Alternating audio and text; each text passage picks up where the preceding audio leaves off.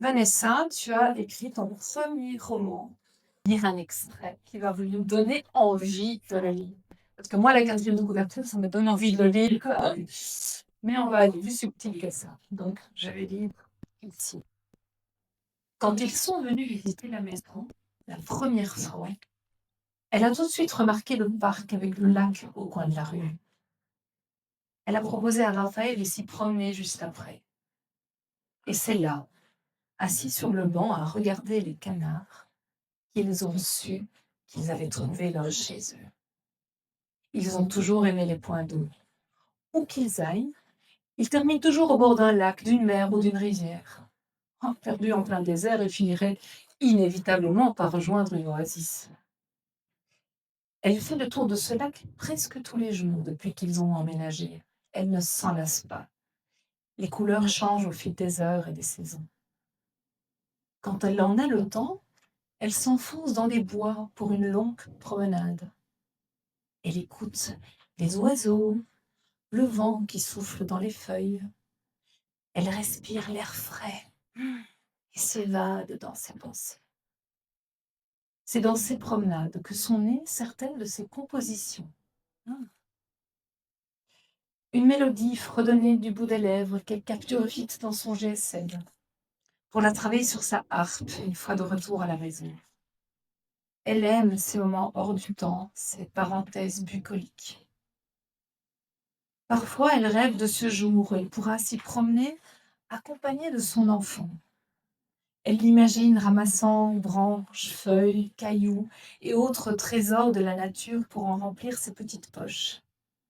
Il lui arrive même parfois de sentir sa petite main dans la sienne. Elle sort du parc, rejoint le centre-ville. Une table s'est libérée au soleil. Elle hésite, puis s'installe. Elle s'offrirait bien un cappuccino pour son anniversaire. Elle ferme les yeux un moment quand elle sent une présence. Quelqu'un s'est assis à sa table. Elle ouvre les yeux.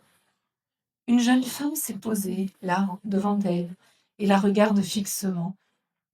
Elle est tremblante et visiblement submergée par l'émotion. Lucie ne veut pas la brusquer. Elle lui sourit doucement et attend. Elle doit avoir une vingtaine d'années. Elle est assez jolie.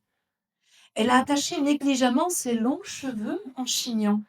Il reste les traces d'une coloration rouge derrière les repousses de son châtain initial. Juste un trait d'eyeliner et du mascara sur ses cils pour souligner le marron de ses yeux. Ses yeux qui la regardent comme personne ne l'a jamais regardée. Lucie voudrait lui prendre la main, la rassurer, mais elle n'ose pas. Elle a peur de la faire fuir. Comme quand on essaye de caresser un chat errant qui nous fait le cadeau de s'approcher un peu. Lucie la regarde triturer ses doigts, puis respirer un grand coup. Et, dans le souffle de son expiration, elle l'entend lui dire « Je suis votre fille ». Et c'est là qu'on a la quatrième de couverture. Je suis votre fille. C'est sorti d'un coup.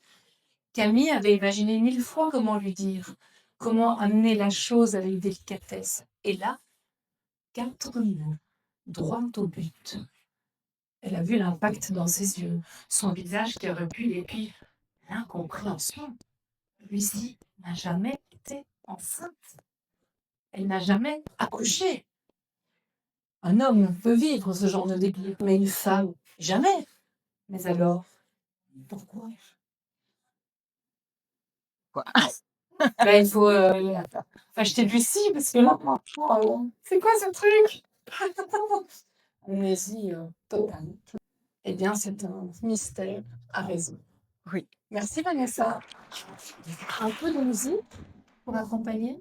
Alors en fait, c'est un roman, je sais pas si on m'entend. Donc c'est un roman, moi je suis, harpiste compositrice et donc c'est un roman qui m'a inspirée aussi des compositions et notamment la composition que je vais vous jouer maintenant, qui est une composition qui pour moi a été écrite par Lucie et j'en parle dans le livre à un moment donné, qui s'appelle Quinte et Sens Hem, Quinte parce que c'est un morceau en 5 temps, donc 1, 2, 3, 4, 5, 1, 2, 3, 4, 5 et sens parce qu'elle est en quête de sens et donc il y a le jeu de mots quintessence, et quintessence en un mot.